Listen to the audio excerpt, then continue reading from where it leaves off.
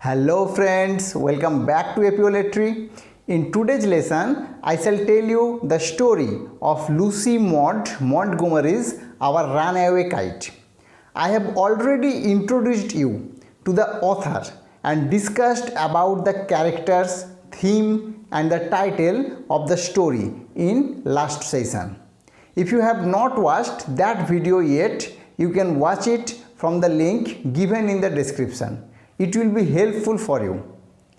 Let's start today's lesson.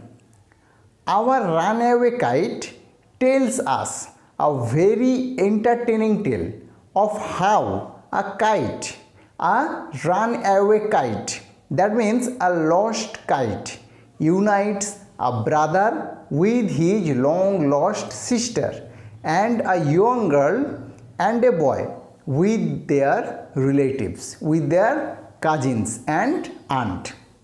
The story opens in the past and takes us straight to the solitary island, the Big Half Moon Island. Philippa Litt, a 11 years old girl, is the narrator of the story.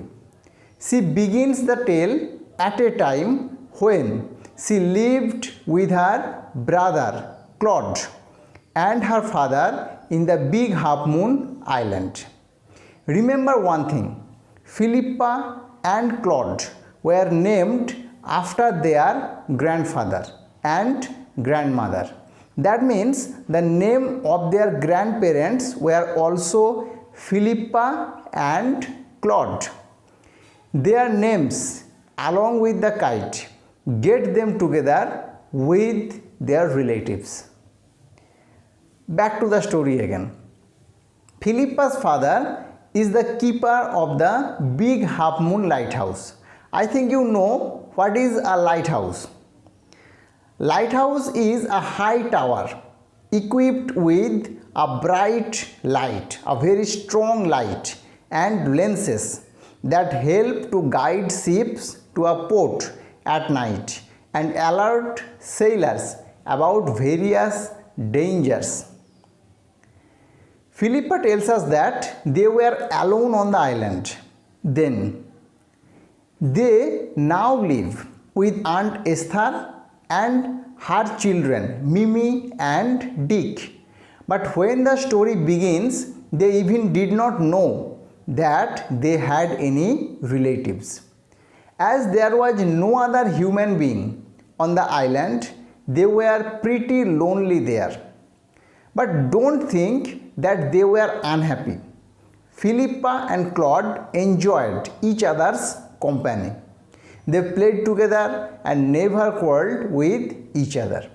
Rather, they used to quarrel with the children of the mainland where they visited during winter each year. They also find it quite funny that people of the mainland pitied them, sympathized with them, that they must be very lonesome, very lonely in the island, as there were no other children to play with them. Sometimes they wished if they might have some friends there, especially while playing the pirate caves. But still, they found it very good that there was no child of mainland on their island. Philippa and Claude never liked them. Philippa told us that one thing always surprised them, puzzled them. Why did they have no relatives? Why? Everyone on the mainland has relations. They often thought that it would have been a great fun if they also had an uncle, an aunt and some cousins.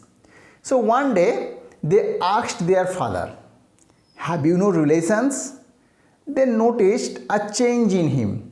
He became so sad at once that they wished they better had not asked this question. In a painful mood, he only said that it was all his fault. Philippa and Claude could not understand what she wanted to say. So they cannot understand his words. They remain puzzled, and here the first unit ends. The second part continues in the past and tells us about their hobby of kite making. Claude learned how to make a kite from a mainland boy during winter, and when they come back to the island, they made lot of kites. They often imagined themselves as shipwrecked mariners, that means sailors of a destroyed or sunk ship, and gave signal to each other from different parts of the island with kites. They made a huge kite with lovely red paper and pasted golden tinsel stars all over it. They had also written their full name and the name of the island on it. One day there was plenty of wind on the island, and so it was a grand day for kite flying. Philippa was bringing the special red kite from the lighthouse. Suddenly she stumbled over and fell on the rocks. What was worse, her elbow made a big hole in the kite.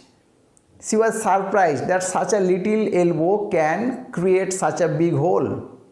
Then she and Claude hurried to repair the kite because they wanted to send it up in the sky before the high wind fell.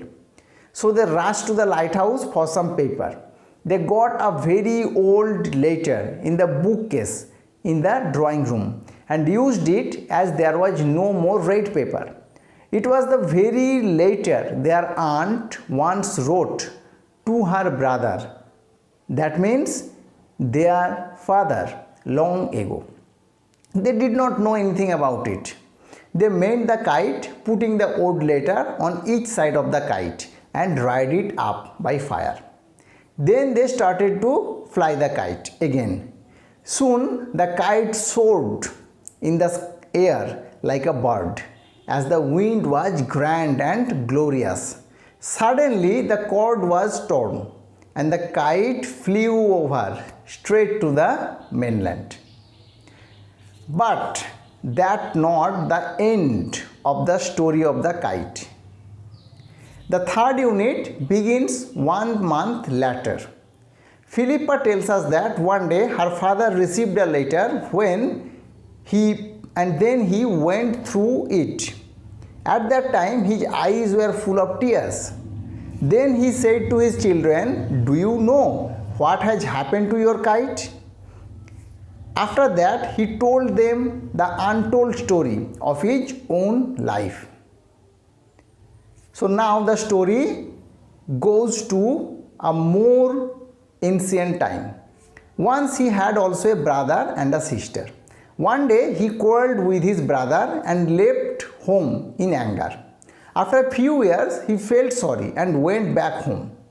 There he found his brother dead and there was no news of his sister. The letter he was reading was from his sister, Aunt Esther. She is a widow now and lives with her children Mimi and Dick hundreds of miles inland. That means from the shore, from the sea beach. Now, here we find the most marvelous part of the story. One day Mimi and Dick were roaming in the forest and there they found the awesome red kite on the top of a tree. They brought it home and showed it to their mother. She became extremely surprised when she discovered her own letter on the kite and the name of her parents written on the kite. I have already told you that Claude and Philippa were named after their grandparents. So she easily guessed who Claude and Philippa could be. She at once wrote a letter and sent it to the Big Half Moon Island. The very next day, Philippa's father went to the mainland and brought Aunt Esther, Mimi and Dick with her. From that day, they all were living together happily on the Big Half Moon Island.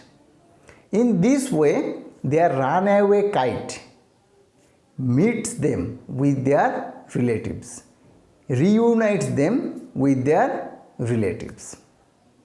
So that's all for today. If you like this lesson, please hit the like button. If you still have any doubt or query, you can ask me in the comment section. I also request you to subscribe to my channel, where you will get a regular update of this kind of quality content. Thank you for watching.